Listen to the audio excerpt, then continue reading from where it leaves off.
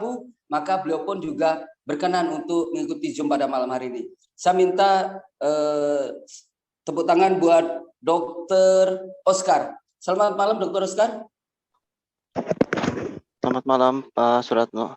Yes, Bapak selamat Ibu tahun semua. baru dokter. Iya, selamat tahun baru Pak Suratno, Bapak Ibu semua. Liburan kemana dok kemarin dok?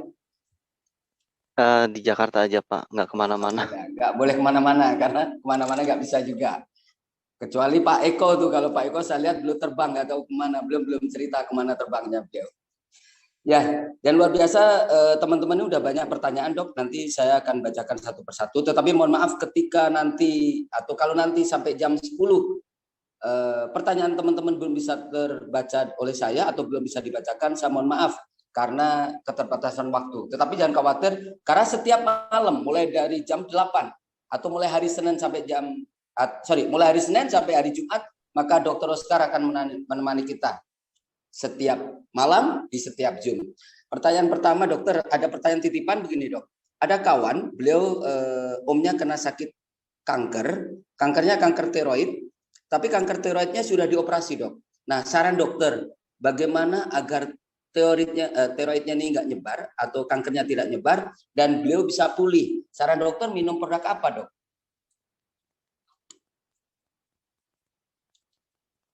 Kanker tiroid ya Pak? Izin. Kanker tiroid sudah dioperasi, sudah diambil sih dok. Berarti sudah diangkat ya? Ya. Ya sudah. Ya. Jadi tetap pertama tetap jangan pernah lepas kontrol dari dokter karena kanker itu sulit dideteksi, terutama penyebarannya. Seringkali kita melihat gejala-gejalanya, kemudian penyebarannya melalui salah satunya melalui dengan cara PET scan, yaitu dari kepala sampai ujung kaki dilakukan scan dengan alat CT scanning, ya, namanya PET scan. Nah, seringkali itu ketika pengobatan sudah selesai dinyatakan sudah sembuh. Nah, sembuhnya ini nggak bisa kita anggap sebagai sesuatu yang benar-benar hilang gitu Pak Suratno, Bapak Ibu. Jadi tetap waspada, tetap kontrol ke dokternya. Nah, bisa dibantu dengan sumpah habu yang alfa. Kalau memungkinkan, ya, makannya baik ya Pak pasiennya. Makan Makannya belum bisa biasa ya. makan. Beliau baru boleh makan yang lunak-lunak. Mungkin bubur sudah bisa atau cairan. Yang keras belum bisa dok. Ini baru seminggu dok masih di rumah sakit. Oh ya, pakai sonde ya berarti ya. Berarti bisa diberikan Pak itu yang alfa, ya. Satu alfa itu albumnya 300 mg. Berarti yang alfa itu diberikan pagi 5 kapsul. Pagi 5 kapsul, kemudian yang betanya boleh ditambahkan malam 5 kapsul juga, Pak. Dengan asumsi perhitungan. Iya, jadi perhitungannya yang 5 kapsul itu kalau yang alfa albumnya kan 300 mg sehingga 300 dikali 5 ya. 1500 mg kurang lebih 1,5 gram ya. Terus yang beta itu kadar albumnya kan 250 mg dikali 5 itu hampir 1 gram. Jadi kurang lebih hampir 3 gram per hari. Itu untuk cukup untuk mensuplai nutrisinya, untuk recovery-nya, kemudian untuk anti radikal bebas untuk melawan sel kankernya. Jadi yang betanya 5 Pak ya, malam ya tadi ya. Baik. Ini dilepas dari cangkangnya atau kan beliau belum bisa makan yang ini dok. Saran dokter dilepas atau langsung ditelan gitu aja dok? Ya, kalau misalnya beliau masih menggunakan NGT itu nasogastric tube, saluran selang yang dari hidung itu langsung ke lambung, namanya NGT. Sonde ya, biasa disebutnya sonde. Itu dibuka saja.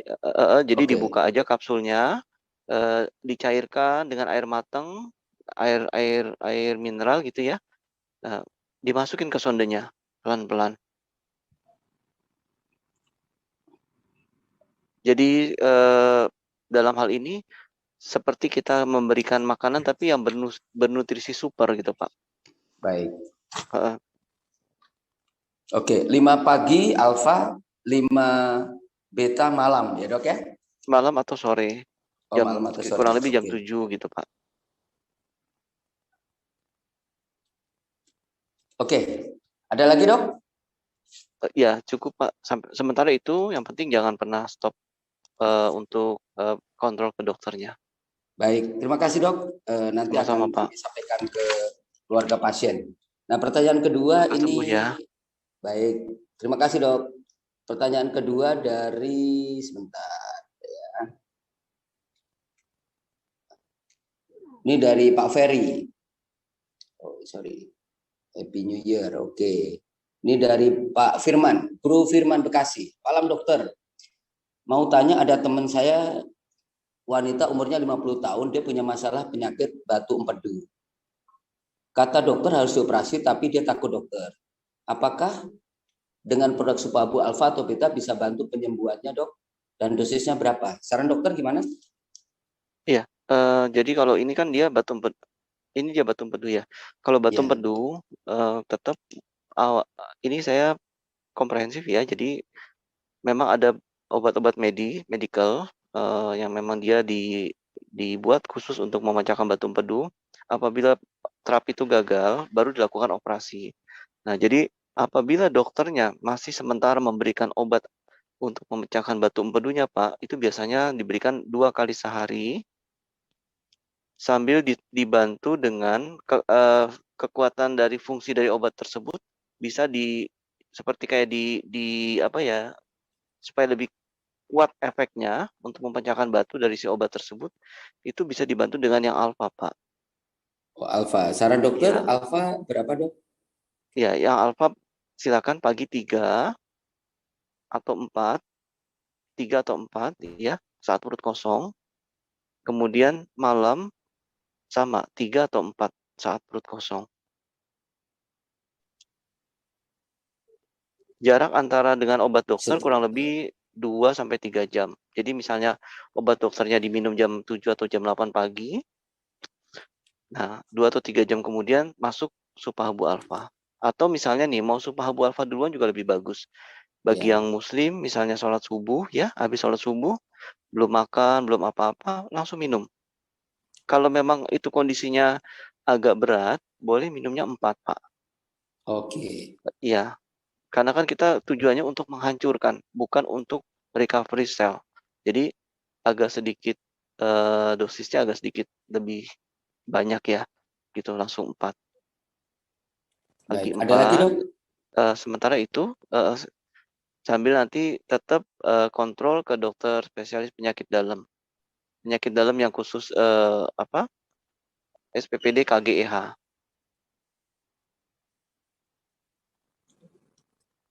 Apa tuh dok? Tadi dok barusan? Tetap konsul dengan dokter spesialis penyakit dalam, Oh, subkonsultan ya. SPPD KGEH, SPPD KGEH. Itu sih Pagi. biasanya Oke. di rumah sakit sudah otomatis sudah diarahkan, Pak. Jadi nanti pasiennya tersebut ketika dia ke internis biasa, ke penyakit dalam biasa, nanti biasanya kalau oh ini ada empedu nih, atau kalau nggak SPPD KGH, dikonsulkannya ke spesialis bedah digestif. Nanti dokter bedah digestif, dokter bedah sub bagian digestif, sub bagian ahli saluran pencernaan. Nanti beliau akan memberikan obat-obat untuk memecahkan batu empedu, dicoba antara 1 sampai 3 bulan sambil didampingi dengan Supahabu yang alfa. Gitu, Pak. Oke, baik. Terima kasih dokter. Sama-sama, Pak. Nah ini Semoga membantu pertanyaan ya. baik, terima kasih. Ini dari Bu Rita. Malam Pak Dokter Oscar. Anak saya di bawah perutnya sakit, leukosit naik dan diindikasi usus buntu. Nah, disarankan untuk USG. Nah, beliau tanya produk apa yang harus dikonsumsi dan berapa dosisnya dengan produk-produk Supabu. Silakan, Ibu Rita. Ya, selamat malam Bu Rita. Bu Rita, usus yang disebut sebagai usus buntu itu merupakan peradangan dari memang ususnya itu bentuknya dia paling di ujung belok di belokan usus tuh ada satu usus kecil seperti buntut ya, disebut sebagai umbai cacing, itulah usus buntu. Nah, yang selalu disebut sebagai usus buntu atau appendicitis itu artinya terjadi infeksi di daerah tersebut. Nah, infeksinya itu bisa terjadi oleh berbagai macam, bisa karena eh, sumbatan dari kotoran yang menyumbat lubang tersebut sehingga terjadi reaksi peradangan. Nah, reaksi peradangan itu berisiko bisa pecah dan menimbulkan infeksi di dalam saluran perut atau disebut sebagai peritonitis. Nah, saran saya kalau memang itu sudah bisa dipastikan usus buntu, eh, sebaiknya dioperasi, Pak Suratno. Gitu. Oke. Sementara sambil perjalanan waktu menuju jadwal operasi, boleh dibantu dengan yang alfa. Tapi yang alfa itu sifatnya hanya untuk membuat dia cooling down, menurunkan peradangannya supaya dia tidak cepat pecah. Gitu. Dok, ini usus buntu atau yang disebut dengan appendicitis ini, apakah dia punya usus sudah busuk atau cuma baru peradangan ya dok? Baru meradang aja ya dok? Oh ya, jadi untuk menentukan, jadi gini, usus buntu itu bukan membusuk, tapi usus tersebut dia meradang, Pak. Oh meradang, oke. Ya,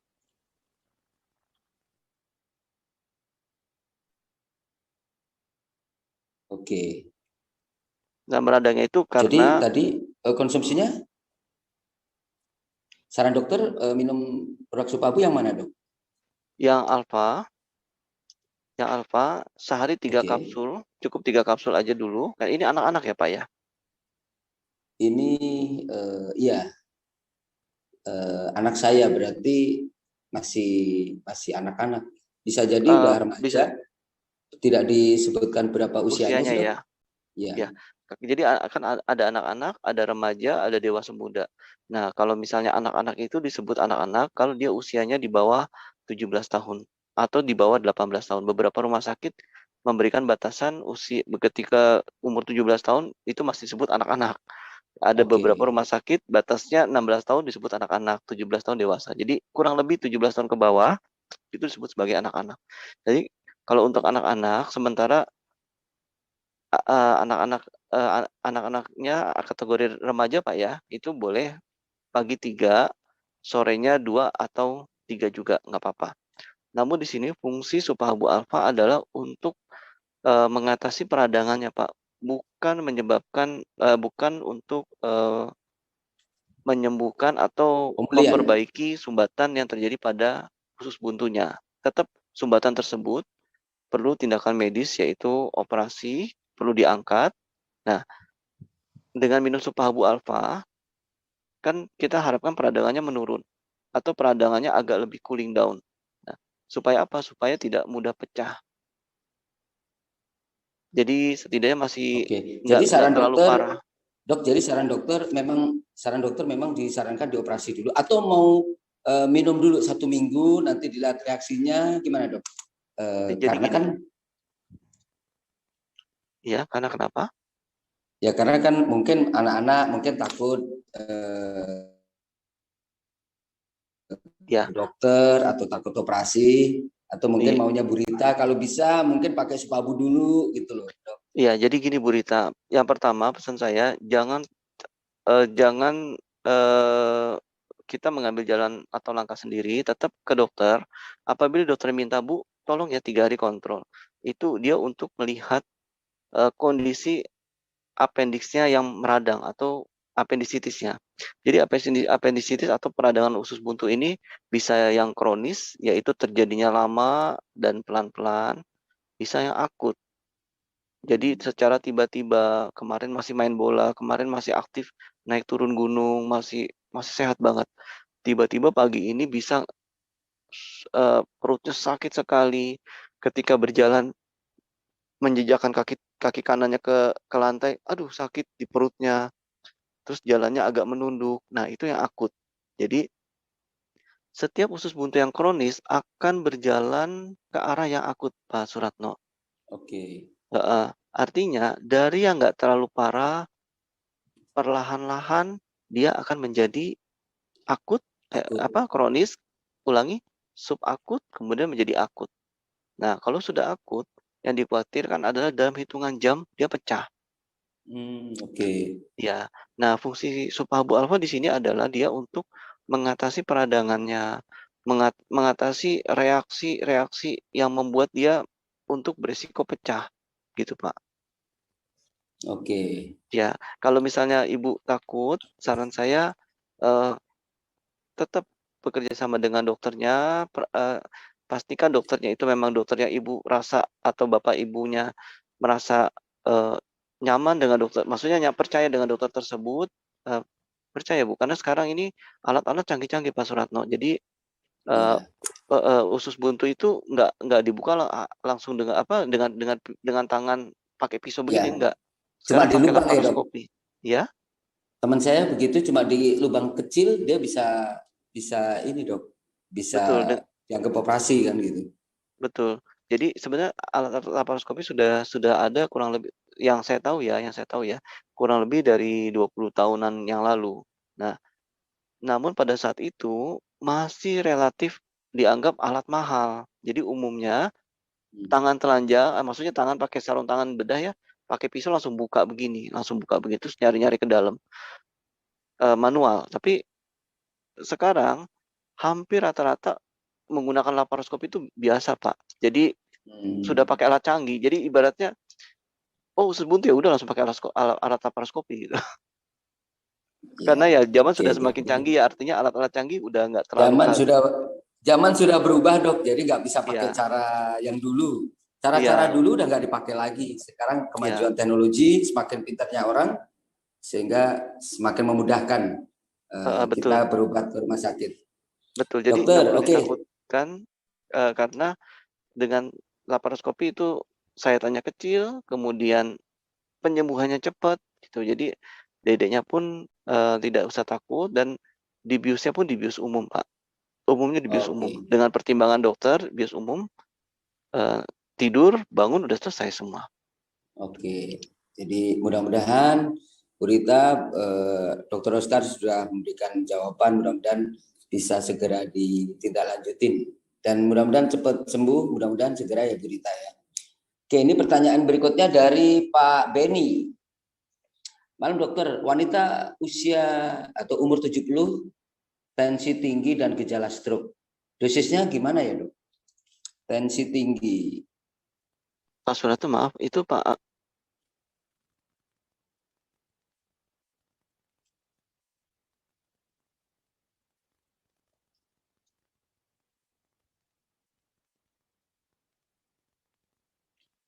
Eko mohon di unmute untuk dokter halo Pak Suratno? Yes, oke, silakan dok. Pak Agus ada bertanya tentang anak autis itu Pak? Sepertinya di bawah itu Pak, urutannya Pak. Ada di atas, paling atas. Oh, ada di Beliau, atas, paling beliau, atas. di atas Pak Petrus. Oke, sebentar ya.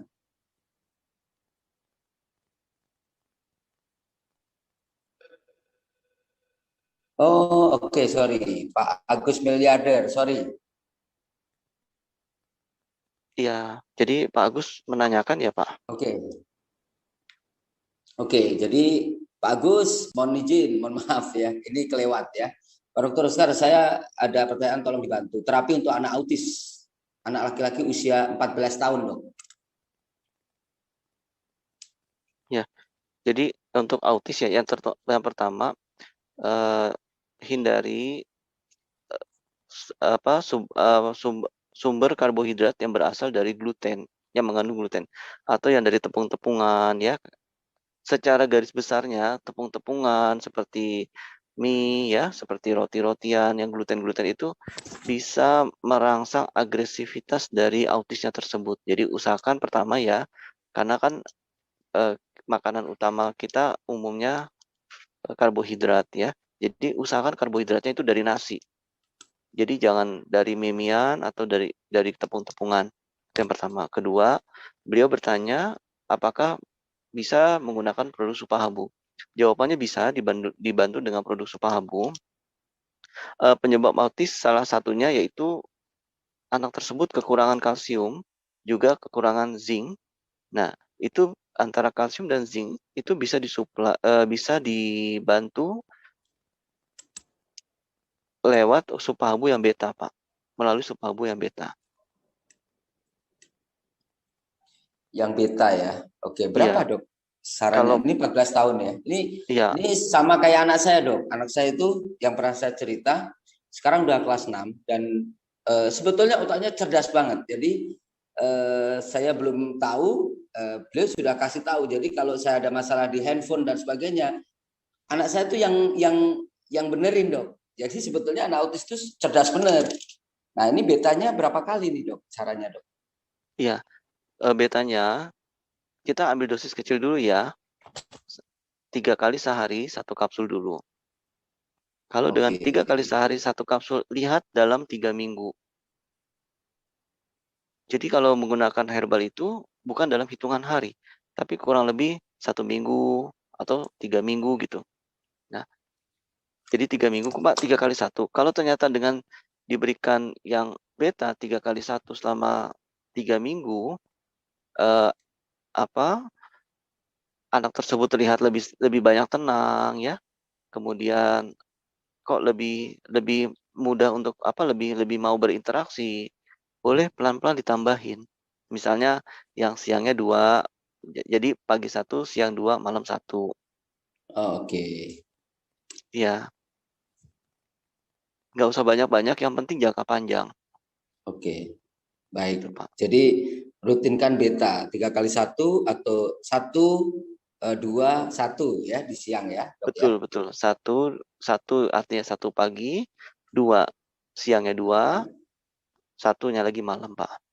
Baik. Dokter, ada yang mau ditambahkan lagi terkait dengan pertanyaan Pak Agus tadi? Sudah, Pak, sudah cukup sementara itu. Sudah ya.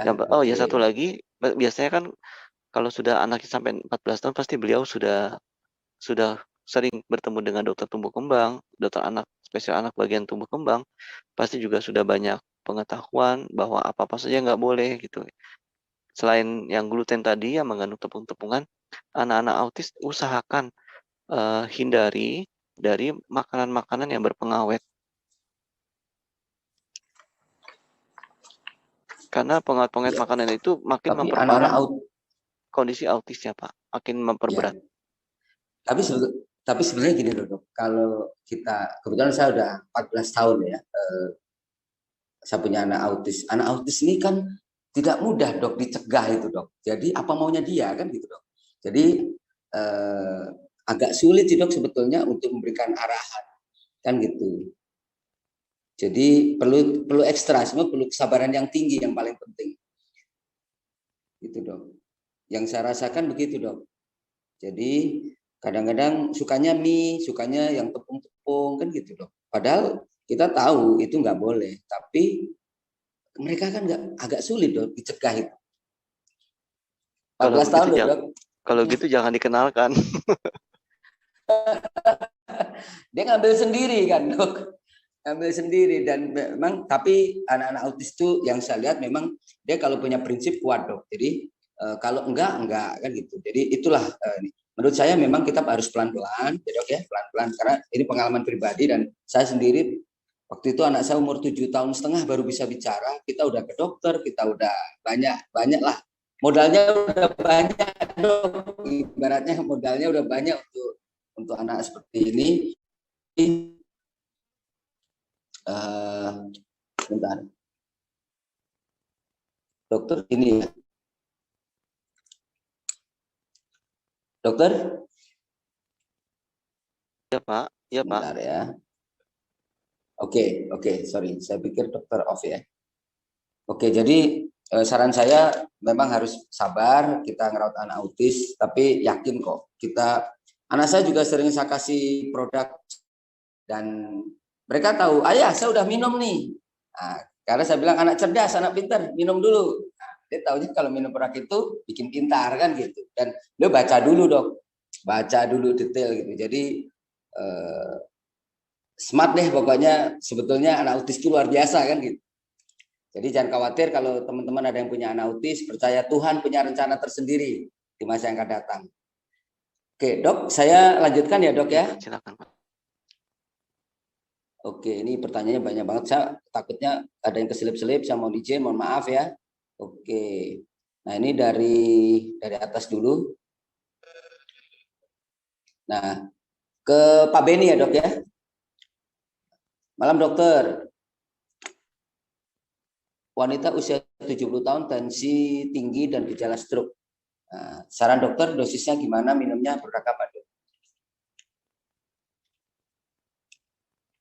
Ya, selamat malam ya. Tensinya ini nggak disebutkan ya, tapi nggak apa-apa. Iya. Tensi tinggi itu kan bisa tensi ya, hipertensi bisa ringan, sedang, berat. Kemudian hipertensi urgensi, ada juga hipertensi yang emergensi. Nah, tapi kalau udah sampai usia 70 tahun berarti pasien tersebut udah mendapat obat hipertensi dari dokternya. Yang penting saya pesankan di sini, usahakan mendapatkan obat hipertensi itu jangan cuma satu jenis. Karena mengobati hipertensi itu harus diobati dua macam pembuluh darah, yaitu untuk hipertensi pada arterinya, kemudian hipertensi pada pembuluh venanya. Maksudnya apa? Di dalam tubuh kita ini pompa darah itu yang sebagai pompanya darah itu jantung. Jadi ketika darah keluar dari jantung itu disebut pembuluh darahnya namanya arteri. Kemudian pembuluh darah yang kembali ke jantung itu disebut sebagai pembuluh darah vena. Nah, hipertensi sebaiknya diobati dengan kombinasi obat yang bisa mengkontrol tekanan darah yang keluar dari jantung, kemudian yang bisa mengontrol tekanan darah yang kembali ke jantung. Itu yang pertama, Pak. Jadi pastikan yang memiliki hipertensi tersebut mendapatkan kombinasi dua obat tersebut dari dokternya. Nggak apa-apa, dokternya diajak diskusi. Jangan merasa sungkan. Jangan pula kita merasa kita tuh lebih pintar. Bukan maksud apa-apa, karena kan beliau juga dokter-dokter spesialis itu, beliau juga memang karena sudah sekolahnya juga ditambah lagi jam terbang ya, dan diuji ya, jadi melalui uji juga ya, baru bisa lulus ya. Jadi tanpa kita berusaha untuk mengatur, tapi dengan kita mengajak diskusi dokter, itu sebenarnya dokter akan berterima kasih sekali itu Pak Suratno. Ya, kita kooperatif gitu ya, Dok ya. Iya, karena berarti oh ya aku diingatkan gitu. Aku diingatkan. Nanti dokter tersebut oh ya betul Bu, atau oh betul Pak ya. Saya kasih kombinasi ya untuk apa? Obat hipertensi yang untuk arterinya sama untuk venanya. Nah, bisa pakai apa? Bisa dengan yang alfa, Pak. Yang alfa, Alfa. iya. Oke. Kalau usia udah 70 tahun, kita ambil secara rata-rata aja ya. Dosisnya tidak usah jangan terlalu kecil, juga tidak terlalu besar. Kurang lebih pagi 3, malam 3. Oke. Iya, Alfa yang semua ya, penting Dok ya? iya, yang penting cukup minum. Jadi nanti apabila beliau muslim, sesudah sholat subuh minum yang alfa 3 langsung. Alfa 3 Habis itu pagi ya. sesudah itu sebagian orang kan sesudah ibadah pagi itu sebagian tidur, ada juga yang beraktivitas gitu. Ini terkait dengan gejala stroke atau maksudnya ini untuk tensi terkait dengan darah tingginya atau sudah meliputi gejala stroke-nya, Dok? Iya, jadi itu nanti dia memperbaiki semuanya, Pak. Jadi dari yang subalbu alfanya ini ya, karena subalbu alfa ini kan dia ada albuminnya, dia akan menjaga isoton menjaga kadar cairan di dalam tubuh. Jadi cairan-cairan yang tidak diperlukan yang tertahan oleh tubuh karena gangguan metabolisme itu akan ditarik oleh subalbu alfa ini, oleh albuminnya, ya akan diseimbangkan. Kemudian untuk anti radikal bebasnya yaitu yang kurkuma, kemudian dia juga ada moringganya itu untuk memperbaiki pembuluh darah yang kaku, Pak. Dan juga bisa memperbaiki kadar gula darah yang tinggi sehingga darahnya tidak kental lagi ya, tidak banyak tidak terlalu manis ya, ibarat karena kalau gulanya itu kalau darah itu banyak kadar gulanya, darah itu cenderung kental. Enggak selalu darah kental itu pasti sakit gula, enggak, tapi kalau darah mengandung kadar gula yang tinggi, itu darah itu cenderung kental, Pak. Nah, subhabu alfa dia bisa mengendalikan kadar gula darah sampai batas yang normal. Oleh siapa? Oleh moringa yang terkandung di dalamnya. Iya, Pak? Oke. Ada lagi, Dok? Iya. Jadi itu kombinasi itu. Cukup minum ya. 3 alfa pagi, 3 alfa malam. Oke, baik. Ini pertanyaan selanjutnya dari Oma Linda. Malam, Dok. Saya mau nanya nih, anak saya minum alfa dan beta 3 kali sehari, sekarang BAB-nya hitam pekat. Kenapa ya, Dok? Ya, BAB-nya hitam pekat ya. Kemungkinan ada luka Ya. di lambung. Kalau gitu di stop dulu yang betanya, Pak. Oh, betanya di stop. Oma, yang betanya di stop dulu. Yang lanjut alfa aja dulu. Bisa nggak ini karena residu sudah numpuk bertahun-tahun di lapisan dinding usus itu, Dok? Akhirnya dia keluar, Dok, bareng dengan karena mengkonsumsi, kan salah satu manfaat alfa kalau nggak salah dokter pernah sampaikan bisa sebagai detoksifikasi kan, Dok ya? Iya, betul. Tapi kalau BAB-nya sampai hitam, itu kemungkinan besar itu adalah suatu melena. Melena artinya darah yang bercampur dengan asam lambung. Jadi sebagian orang yang dia memiliki gastritis kronis atau dia memiliki masalah di lambung yang sudah lama, ya kurang kuat dengan yang beta. Jadi memang harus bertahap. Kalau memang waduh, ini nggak kuat ya, dikurangin aja nggak apa-apa. Nanti dia akan sembuh oleh yang alfa. Oke, jadi Ya, sarannya alfa. sementara beta di stop. Oke, alfa 3 kali 1 berarti ya, Dok ya? Alfanya cukup 3 kali 1. Nanti sesudah 1 minggu ditambahkan beta sehari sekali aja. Dan usahakan minumnya beta itu sesudah makan siang.